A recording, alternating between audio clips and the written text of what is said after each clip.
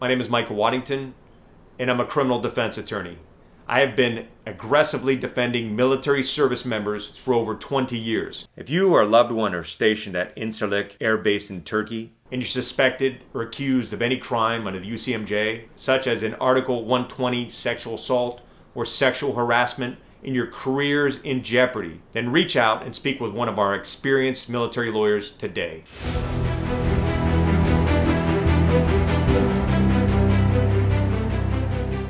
If you are accused of any serious offense under the UCMJ, such as a UCMJ Article 120 sexual assault, then you should be concerned. Right now, the military is waging a war on sexual assault. You can expect a zealous and determined prosecution team coming after you and trying to win their case. These elite military prosecution teams are well funded, well trained, and bound and determined to win convictions. They are on a mission to prove to Congress that the military does not tolerate any form of sexual assault, domestic violence, or sexual harassment. Military prosecutors will be relentless in seeking a conviction and serious jail time once they have you in their sights. To make matters worse, under new laws that went into effect in December of 2023, the new military justice system is victim-centered.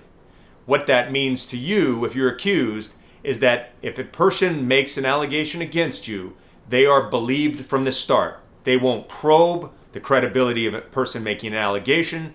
They won't look for any evidence that could disprove the allegation. They're taking anyone who claims to be a victim and they're taking their word for it. That also means that people who have made false or exaggerated allegations will not be punished, even if their allegation is proven to be false.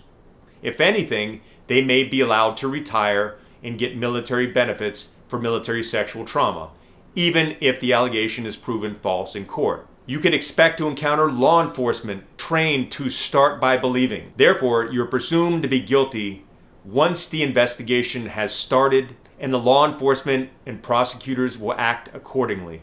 Yes, that cuts against your constitutional rights, and that cuts against what our country was founded upon and what we stand for, but that's what you can expect in the military justice system. In this new victim-centered approach, the victim, even if the victim is a lying victim, plays a key role in determining what happens to you. What could end up happening is in a case where there's no evidence, or if you're in fact innocent, the victim may still insist that you get some sort of punishment. Even if you're innocent and there is no evidence, do not be surprised that you end up at a court-martial, an administrative separation board, or receiving some sort of negative paperwork, such as a letter reprimand. If you are under investigation for any crime under the UCMJ, then you need to stand up and take responsibility for your defense. Don't become another statistic.